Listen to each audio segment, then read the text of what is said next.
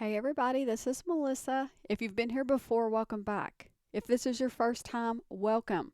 And if you haven't done so already, I would really appreciate it if you take just a quick second and click on that subscribe button. That way, you'll be the first to know when I upload a new tutorial. I'm so excited you're all here, so let's go ahead and get started. So today I'm in Excel and I'm going to show you how to use the convert function. And this is a very powerful function for doing conversions of weight, distance, time, volume, and a bunch of other things. So I've got some data here and a few examples, and I'm going to show you how it works. And what I've done is for each weight measurement or distance measurement or like that, I have put in what we're going to use in our formula. So ounces is OZM, miles is MI, days is day or D. So we already know what we need to plug in. Like for example, we're going to go from grams to ounces. So I'm going to click on my ounces cell and I'm going to type in convert in case you don't have it in your most recently used. Tell it to go and tell it OK.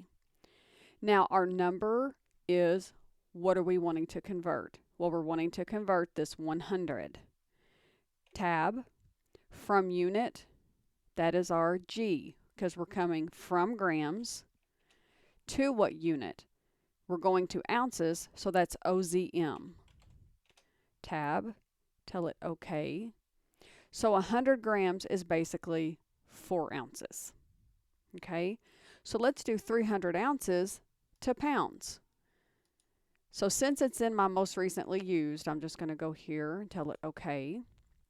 We're going from 300 ounces, and ounces is OZM, to LBM, which is our pounds. Tell it OK.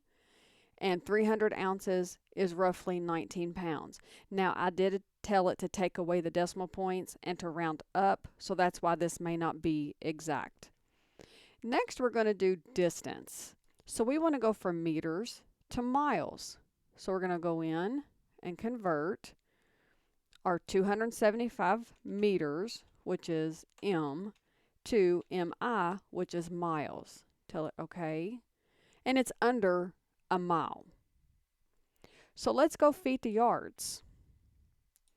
Function, convert, 1,540 feet, FT, yards, YD. Okay. It's roughly 513 yards. Now these last two I did just because I was curious. Light year to miles and nautical mile to miles. So let's do our light year to miles. Convert. So we've got 15 light years. If you're a science buff like I am, you're constantly watching something that is talking about something as so many light years away. So we're going to click on our 15 and we're going to tell it LY for light years to unit miles and tell it OK. And if we add all of these commas, I'm going to make it easy and say a lot. So 15 light years away is a lot of miles. Now let's look at a nautical mile. Go back to our function. Okay. 200 in MI to unit MI, which is our miles. Okay. So 200 nautical miles or water miles is 230 miles or land miles. Now, let's go to time. We're going to do days to years. Function, convert, 755. Now we can type out DAY or D. I'm just going to tell it D. To year, YR, tell it OK. And it's roughly 2 years. So again, I did tell it to round, so it's not going to give us the decimal points. But if you want exact down to the decimal point, you can tell your cell to be a number and take your decimal point up however many you want it to go. Hours to days. So function, convert, 1567, HR for hours, and we're going to do days. Tell it OK. And it's roughly 65 days. Now let's look at temperature. We've got Celsius to Fahrenheit. Function, convert, And we've got 39 degrees, CEL or capital C. And we're going to take it to Fahrenheit. Tell it, okay. So 39 degrees Celsius is 102 degrees Fahrenheit. Now, Kelvin to Fahrenheit, I put in there because I'm fascinated with Kelvin. 0 degrees Kelvin is the coldest temperature known to man. So I want to see what that is in Fahrenheit. So let's go F function, convert. Our 0 degrees Kelvin is K. Fahrenheit is F. Tell it okay. And 0 degrees Kelvin is approximately negative 460 degrees Fahrenheit. Now the last thing I want to do is let's look at some volumes. Let's look at teaspoons to tablespoons.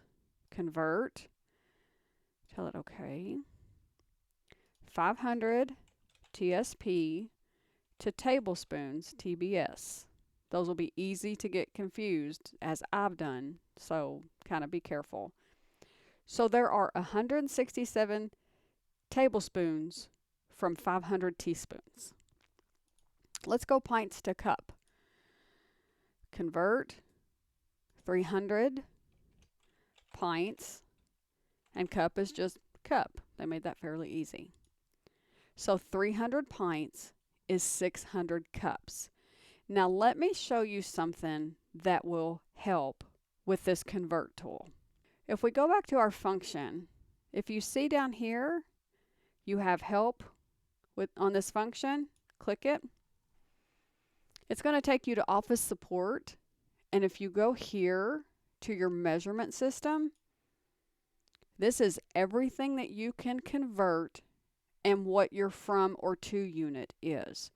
So you have grains, under distance, you have, yards, feet, inches, time, pressure. You can do atmospheric pressure, pounds per square inch. You have force, energy, power. So if you have a really fast car like my husband and it's a turbo and you want to see, horsepower conversion, okay, you can do that. You can do magnetism, temperature, of course, volume. And this is where you get into your cubic feet, cubic yards, cubic miles, and then you can do area. So if you do something where you are a construction worker, you are an engineer, you are a realtor, or something like that, this might come in handy.